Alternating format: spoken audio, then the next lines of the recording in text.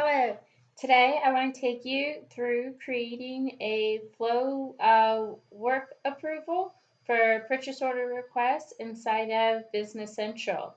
So we'll be using Business Central, the approval process, and Outlook. A quick breakdown of the steps is first what we're going to do is we have to set up users inside of Business Central. Then we need to set those users up under an approval user, and then we're going to set up an approval group. So we need to take these 3 steps before we get started with the approval flow. So now we're going to jump into Business Central, and we'll set everything up through here under my company as the name of our company here. So first I'm going to go up here, and I set this stuff up already, but we're going to take a look at what I did. I'll show you where to go. So we'll go to user setup, not users, but user setup. And then here you see that I've got a couple different users set up, just name, email, name, email. You can add them in through here. They need to be set up through your Microsoft tenant already, but that part will probably already be done for you. So after you create your users, then you go up here and you'll go to approval user. So we see approval user setup.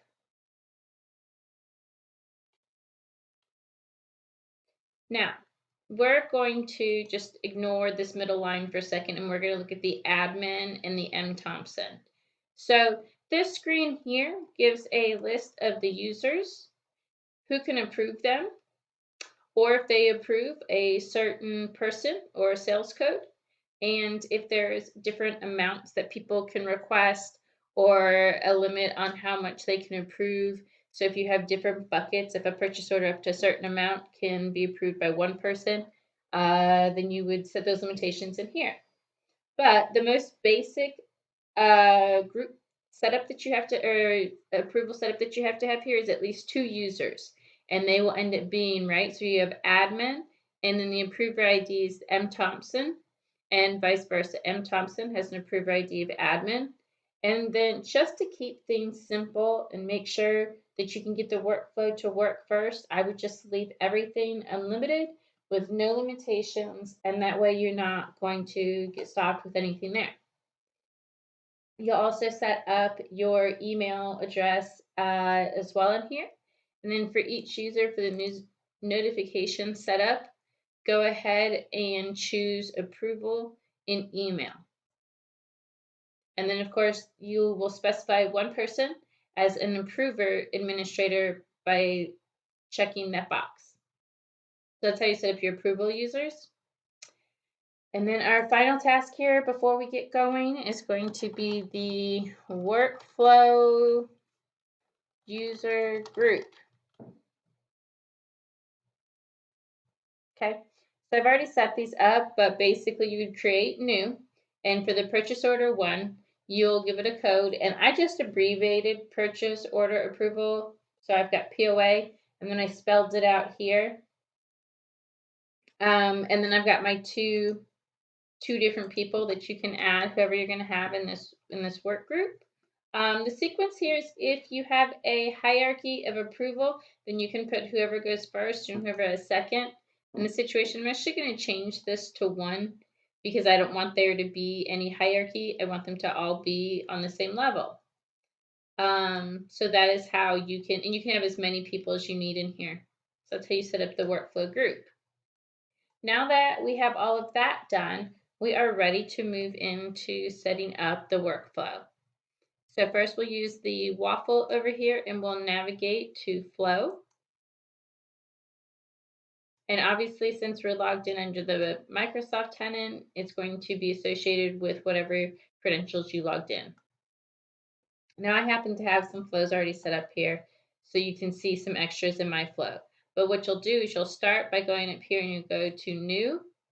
You'll do create from template, because we're going to use the purchase order approval template here. So we're going to do purchase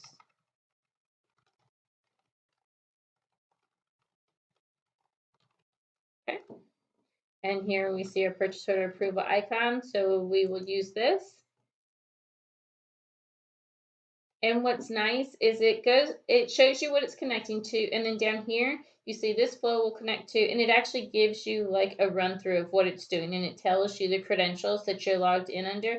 And obviously the screen arrow gives us, the screen check mark gives us the indicator that everything is good to go. And we can hit continue.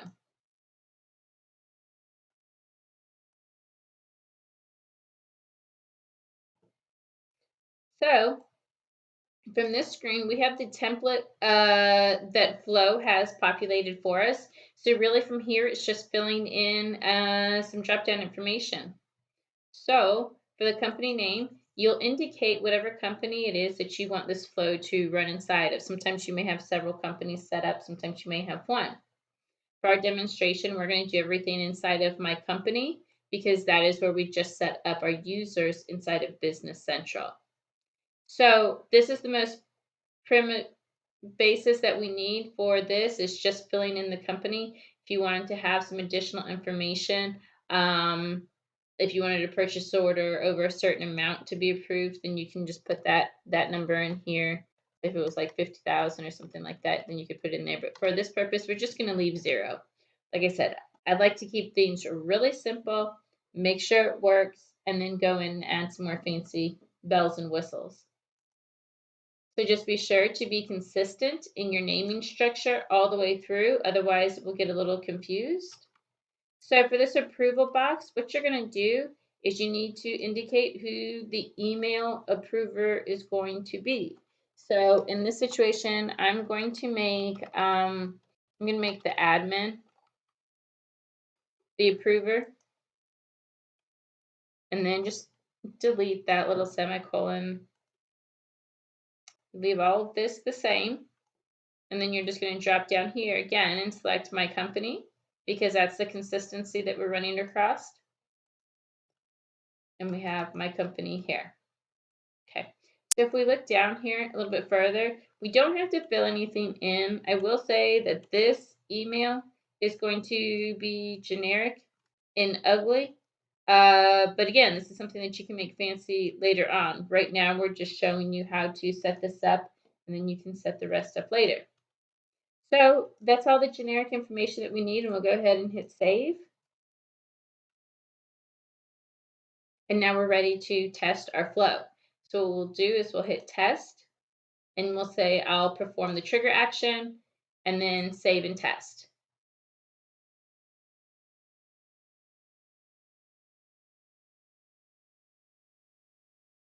So now this will circle until the trigger actions start. So what we'll do is we'll navigate over here. It's going to open another window. We'll go to Dynamics. Since we have this link to Business Central, we'll start here.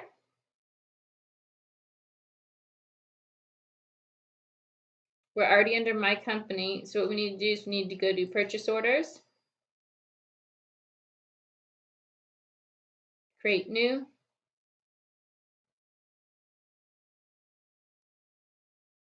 And we have a one set up here.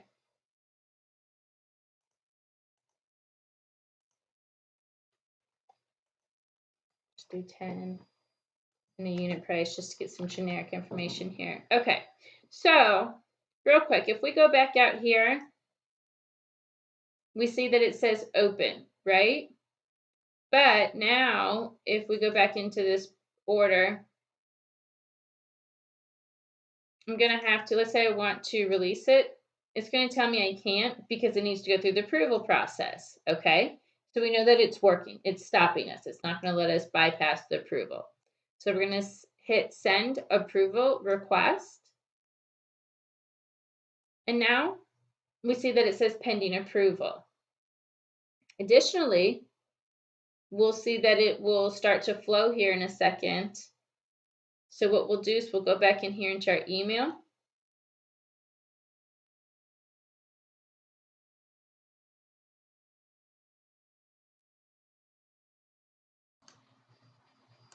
Okay, so what I actually did is I had to change this approval. Scroll down here. the way that we set up our approval workflow to begin with, I had to point it at a different address or it wasn't going to start the trigger. So I had originally, I'll show you in a second. I had originally pointed it to the admin. It didn't like that, so I rerouted it to M. Thompson. And then I'm over here, I'm in M. Thompson email. And right here I see, right, this is what we created. Purchase order 10063 totaling $5 for test vendor. So we can verify that, right? 0063 for $5 for test vendor. So we can say with certainty that this is the correct one. So now we're going to say approve and submit. And then we see that that's approved. And we see here that it says that our flow ran successfully. So we can close that. And additionally, if we refresh our screen here, we see that this PO is now released. And then we can go back here to flows. What I like to do, so this is the one that we just did. I think it's really important to keep these managed well, to rename them. So here, if I do the edit from here, you get this details box, and I'm going to say YouTube PO approval, and I'll hit save. And then if I go back to my flows here, look, we know exactly which one it is. And then you can go into here and we see it'll also give you a run history as well. So that is how you can set up a primitive flow. But like I said, if you want to add some more intricate layers, there's a couple different places where you can put a limit on here. If you want it to approve over $15,000 or something to that extent, put that number in here. And then additionally, when you go down here to the condition, if you want your email to look different, you can go in here, drop all these down, and leave this syntax in here, but then you can kind of, put around it whatever additional formats that you want. So that's how you can set up a work approval and for a purchase order inside Business Central. Thanks so much.